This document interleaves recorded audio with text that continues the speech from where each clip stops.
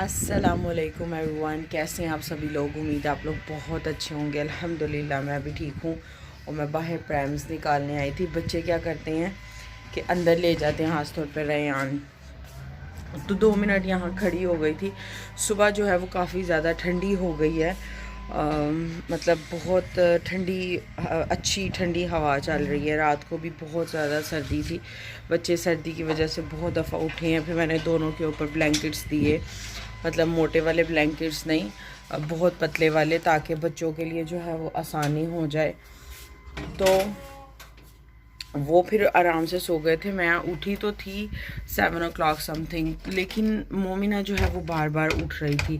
सो उसको सुलाते सुलाते मुझे देर हो गई और अभी हो गए हैं 8:30 और मैंने क्लीनिंग करनी है। सिर्फ मैंने चाय रखी है और मशीन लगा दी है, बिकॉज़ ये दोनों काम उनके उठने से पहले पहले हो जाएं तो ज़्यादा बेहतर है। चाय को मैंने हल्की आंच पे रखा हुआ ताकि वो बाहर ना आए।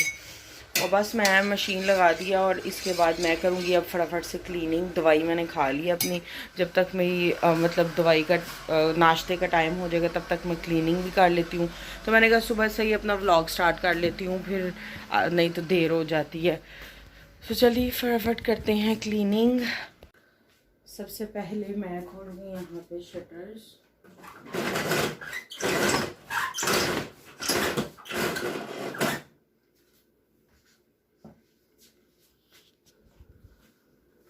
उसके बाद करूँगी लाइट ऑफ। बस नमाज़ पढ़ने के बाद मैं सबसे पहला काम यही करती हूँ कि मैं क्लीनिंग कर लूँ। बच्चे सोए हुए होते हैं तो बहुत आसान हो जाता है। आप कोई भी काम करना चाहो आप इजीली टेंशन फ्री होकर काम कर सकते हो। लेकिन जब बच्चे उठे हुए हों तो कोई काम आराम से और सुकून से नहीं हो सकता।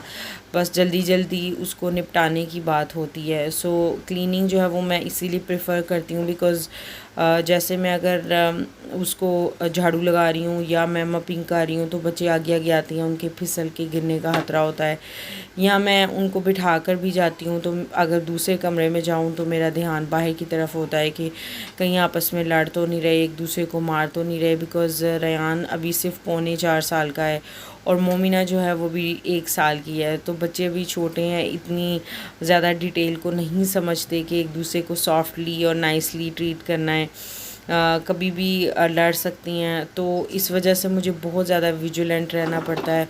और जब सोए हुए हों तो मेरे लिए बहुत ज़्यादा आसानी होती है। वही मैं सोच रही थी कि अपने घर जाकर मैंने कैसे रूटीन बनानी है। तो इन दी एंड मैंने ये रियलाइज़ किया है कि जब ये सोए हुए होंगे उसके बाद ही मैं सारे काम कर सकती हूँ। मतलब इनके उठने के बाद तो कुकिंग, क्लीनिंग, डिश वॉशिंग कुछ भी नहीं हो सकता। आज मैंने डिश वॉशिंग तकरीबन 3 से 4 दफ़ा रोक कर की है। तो आप लोग समझ सकते हैं कि जब आप काम रोक रोक कर करते हैं तो उससे कितना ज़्यादा काम करने में बहुत ज़्यादा टाइम लग जाता है और मुश्किल जो है वो बढ़ जाती है। फिर इंसान थकता भी ज़्यादा है इस तरह से। तो अपने घर तो लगता है भाई यही एक रूटीन रखनी पड़नी है कि जब ये सोए हुए हों तभी क्लीनिंग भी हो, मॉपिंग भी हो और साथ में कुकिंग भी हो, डिश वॉशिंग भी हो, कपड़े भी जो हैं वो उनके उठने से पहले हुए होंगे। तो मैं यही सोच रही थी कि मैंने उठना कब है फिर, अगर ये सारे काम मैंने इनके उठने से पहले करने हैं। लेकिन अल्लाह ताला हिम्मत और ताकत देने वाला है। अल्लाह ताला की ज़ात है कि मेरी जो है वो हेल्प करें, मेरे कम टाइम में भी इतनी बरकत हो कि मैं जल्दी जल्दी जो है वो सारे काम कर सकूं।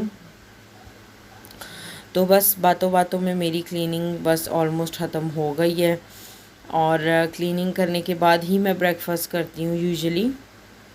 क्लीनिंग मेरी फाइनली ख़त्म हो गई है। 9-10 हो गए हैं और मेरा बच्चा, मेरा सोना आ गया ऊपर से नीचे। आज पहली दफ़ा ऐसा हुआ है कि रेयान अकेले नीचे आया है। वैसे यूजुअली मेरे साथ या मौसम के साथ आता है, लेकिन आज मैंने कहा सब आ गए हैं।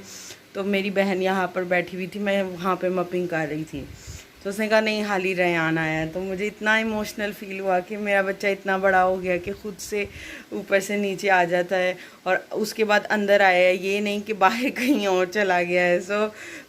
ऐसे जब बच्चे छोटी छोटी भी कुछ भी इम्प्रूवमेंट्स करते हैं लाइफ में, आगे बढ़ते हैं, तो बहुत अच्छा लगता है। और माशाल्लाह से इतना समझदार है मेरा रेयान कि हर चीज़ को समझता है, हर चीज़ को गौर करता है। और देखता है कि कैसे ये चीज़ हो रही है, और एक दफ़ा जब देख लेता है तो उसको पता चल जाता है और दूसरी दफ़ा वो वैसे ही करता है। अब छोटी छोटी चीज़ों में मेरी इतनी मदद करवाता है। मोमिना भी, इसको देख देख कर मोमिना भी अब हेल्प करवाती है उसको। जब मैं कहती हूँ मोमिना अपनी वाइप्स लेकर आओ, अपनी नैपी लेकर आओ, तो लेकर आती है। मौसम बहुत हैप्पी हुए कि तीसरी है तो उसको सारे काम तुम बताती हो। तो मैंने कहा अच्छी बात है ना, उसको पता हो, ऐसे ही बच्चे के अंदर एक चीज़ डेवलप होती है। सोना, आपने क्या ब्रेकफास्ट करना है? ये आते ही देखे जरा गंद के मसाले निकल आए हैं। बताओ क्या आपने ब्रेकफास्ट करना है, बताओ। ब्रेड और चाय के वो राइस क्रिस्पीज। नो, ब्रेड चाय। ओह चलो, अब मैं अपने सोना को ब्रेड चाय दे दूँ। Good boy. मैं अब इसको ब्रेकफास्ट बना दूँ और ख़ुद भी कर लूँ। ये है मेरा आज का ब्रेकफास्ट। मतलब ये ब्रेड मैं नहीं लेती हूँ, सुबह में मैं सिर्फ अंडा लूँगी और साथ में चाय। रेयान के लिए मैंने ब्रेड गरम कर लिया, और मैं ऐसे ही यूजुअली करती हूँ, मोस्टली कोशिश करती हूँ कि मैं कार्ब्स ना खाऊँ सुबह, बिकॉज़ फिर पूरा दिन होता है कार्ब्स खाने के लिए। सो ये है मेरा यमी यमी सा ब्रेकफास्ट। अब मैं ब्रेकफास्ट कर लेती हूँ। सो मैं अभी आ गई हूँ किचन में, बच्चे खेल रहे हैं, तो मेरे पास ये राइस जो है कल के बहुत ज़्यादा बोल जो है वो पड़ा हुआ था, तो मैंने कहा इसकी कोई रेसिपी बना देती हूँ। बट अनफॉर्चुनेटली जब मैंने फ्रिज खोली है, कल मैं इतनी सारी चीज़ें लेकर आई हूँ, तो ये मुझे याद ही नहीं रहा, ये एक आलू सिर्फ रह गया हुआ है। अब मुझे दोबारा से इनको भेजना पड़ेगा कि प्लीज़ मुझे पोटैटोज़ ला दो। ऑल दो ये अपसेट हो रहे हैं, लेकिन अब मैं क्या कर सकती। सो यहाँ पर मैंने जस्ट ये साबुत जो मसाले हैं इनको डाल दिया था ऑयल में, और साथ में ऑनियंस।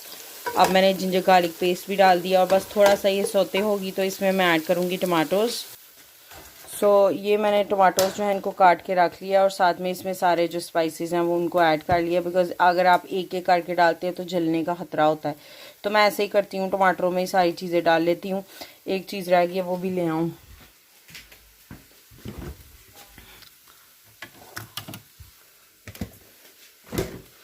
ये है टमाटो जो है कॉन्सनट्रेटेड टमाटोज़ हैं ये, और ये अगर आप थोड़ा सा भी डालते हैं तो रंगत बहुत अच्छी आती है और बहुत मज़े का लगता है। सो अभी शाम का टाइम हो गया, और मैं यहाँ पर बना रही हूँ आटे का हलवा। और सिंपल सा है। आटा जो है वो मैंने 1 कप लिया है, और 3/4 कप मैंने इसमें ऑयल लिया है। 2 कप पानी डालूंगी, और साथ में 1 से 1.5 कप के दरमियान जो है वो चीनी डालूंगी। और डिपेंड करता है, हमारे घर में कोई भी ड्राई फ्रूट्स खाता नहीं है। अगर आप लोगों के घर में कोई खाता हो तो आप लोग उसको ऐड कर दें। और साथ साथ मैं बना रही हूँ अम्मी पापा के लिए भुर्जिया अंडे की।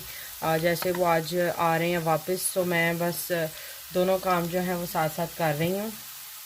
सो ये मेरा हलवा जो है वो बन के हो गया है जी रेडी। ये देखें साइडें कैसे बिल्कुल सेपरेट हो गई हैं, बहुत ही यमी लग रहा है, और खाने में भी बहुत यमी होता है। ये मैंने अपने भाई के लिए जो है ट्रीट बनाई है, बिकॉज़ आज उसने बहुत अच्छा बिहेव किया है। तो चाहे बच्चे बड़े हो जाएं या छोटे हों, जब भी कुछ अच्छा करें, ये एक बहुत नाइस जेस्चर होता है कि आप उनको अप्रिशिएट करें। किसी भी रूप में कर लें, ज़रूरी नहीं कि आपने महंगी महंगी चीज़ें ख़रीद के ही देनी हैं उनको, लेकिन उनको ये महसूस करवाएं कि आपने बहुत अच्छा बिहेव किया है, तो ये आपका रिवॉर्ड है। जैसे मैं रेयान के साथ करती हूँ वैसे ही मैं उसके साथ भी कर रही हूँ। हमारे लिए तो छोटा ही है, चाहे 19 साल का हो गया है। सो ये रेडी हो गया है। सो यहाँ पर अंडा भुर्जी भी ऑलमोस्ट रेडी है। मैं इसको भी निकाल लूँगी, थोड़ा सा और पकने दूँगी, फिर निकाल लूँगी। सो यहाँ पर जो है डिनर वो हो गया रेडी, और मौसम के लिए मैंने निकाल लिया है। बहुत ही मज़ेदार और बहुत ही लजीज ये डिनर है। आप लोग ज़रूर इसको ट्राई कीजिएगा, और स्पेशल बनाकर भी आप इसको ट्राई कर सकते हैं। ज़रूरी नहीं पुराने चावल हों तो ही करना है, एक दफ़ा इसको बनाइएगा ज़रूर, बहुत मज़े के हैं। सो अभी बस शाम का टाइम है, तो बच्चे बाहर खेल रहे हैं। अम्मी पापा शाम को ही आ गए थे, तो उन्होंने थोड़ा सा रेस्ट किया, खाना खाया, तो अब बच्चे जो हैं वो उनके पास हैं।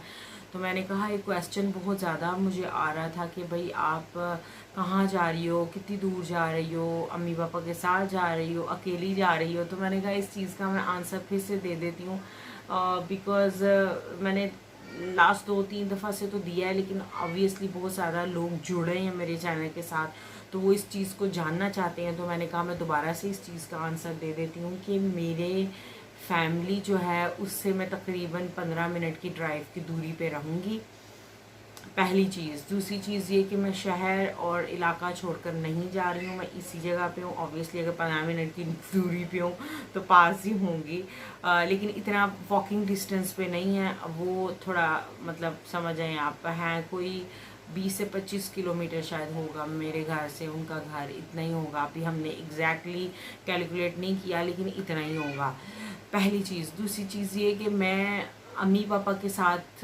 कई लोग कह रहे हैं कि आपके लिए बहुत मुश्किल हो जाएगा, आपके 2 छोटे बच्चे हैं, आप अपनी अम्मी पापा के साथ ही रहें।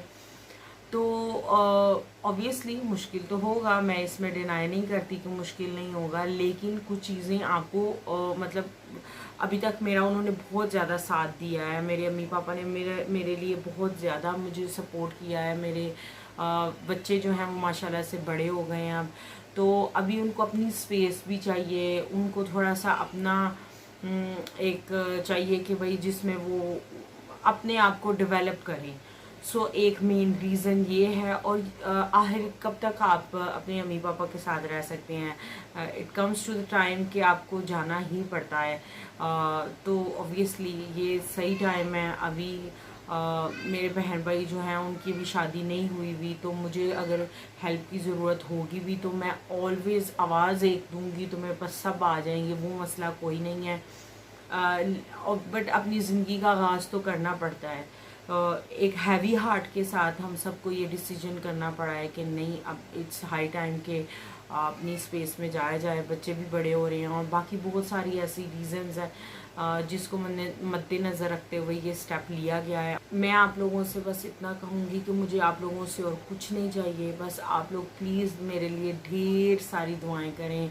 बहुत सारे लोग मेरे वीडियो को देखते हैं और बस मैं उनसे इतना कहूँगी कि आपके दिल से जो भी अच्छी दुआ निकलती है मेरे लिए आप कर दें। मैं स्पेसिफिकली नहीं कहूँगी कि ये एक दुआ करें, ये करें, हाँ बस ये एक दुआ ज़रूर करना कि अल्लाह ताला मेरी आने वाली लाइफ को बहुत इजी करे, बहुत आसान करें और मुझे बहुत ज़्यादा विजडम दें, वाइजली मैं डिसीजंस ले सकूं, अपने बच्चों की तरबियत अच्छी कर सकूं, अपने माँ बाप की खिदमत कर सकूं, अपने हस्बैंड को जो है वो भी हैप्पी रख सकूं, अपना जो रिलेशनशिप है उसको भी बेहतर से बेहतर करती चली जाऊं अपने हस्बैंड के साथ। हमें अल्लाह ताला हर एक फितने से, फसाद से, शैतान की शर से, हर बुरी चीज़ से बचाए और अल्लाह ताला हम सबको अपने हिफ्ज़ ईमान में रखे।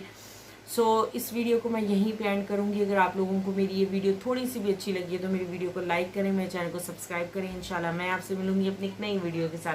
तब तक के लिए अल्लाह हाफिज़।